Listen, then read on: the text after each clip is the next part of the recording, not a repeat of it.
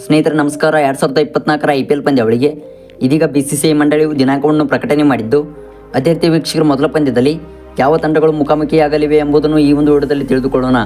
ವೀಕ್ಷಕರ ಸುದ್ದಿಯ ಡೀಟೇಲ್ಸ್ಗೆ ಹೋಗೋದಕ್ಕಿಂತ ಮುಂಚಿತವಾಗಿ ನೀವೇನಾದರೂ IPL ಪಂದ್ಯಾವಳಿಗಾಗಿ ಕಾಯುತ್ತಿದ್ದರೆ ಈಗಲೇ ವಿಡಿಯೋಗೊಂದು ಲೈಕ್ ಮಾಡೋದ್ರ ಮೂಲಕ ನಿಮ್ಮ ಒಂದು ಅಭಿಮಾನವನ್ನು ವ್ಯಕ್ತಪಡಿಸಿ.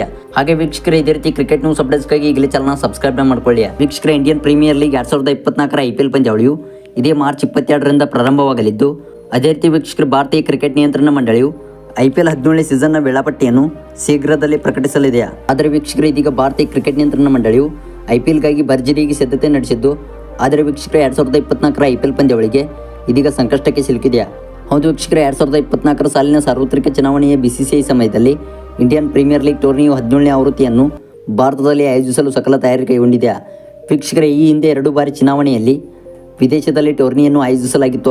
ಆದರೆ ವೀಕ್ಷಕರ ಈ ಬಾರಿ ಭಾರತೀಯ ಕ್ರಿಕೆಟ್ ನಿಯಂತ್ರಣ ಮಂಡಳಿಯು ಅಗತ್ಯದ ಕ್ರಮಗಳನ್ನು ತೆಗೆದುಕೊಂಡು ಭಾರತದಲ್ಲಿ ನಡೆಸಲಿದೆ ಎಂಬ ವರದಿಗಳು ಬರುತ್ತಿವೆ.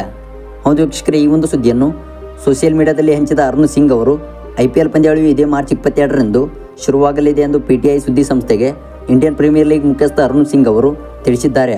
ಅಲ್ಲದೆ ವೀಕ್ಷಕರ IPL 2024ರ ಟೂರ್ನಿಯನ್ನು ಬಹುಭಾಗಗಳಾಗಿ ವಿಂಗಡಿಸಲಾಗಿದ್ದು, ಅದೇ ರೀತಿ ವೀಕ್ಷಕರ IPL ಪಂದ್ಯಾವಳಿಯು ಮುಂದಿನ ತಿಂಗಳು ಮಾರ್ಚ್ 22ರಂದು ಶುರುವಾಗಲಿದೆ ಎಂಬ ವದಂತಿಗಳು ಬರುತ್ತಿವೆ.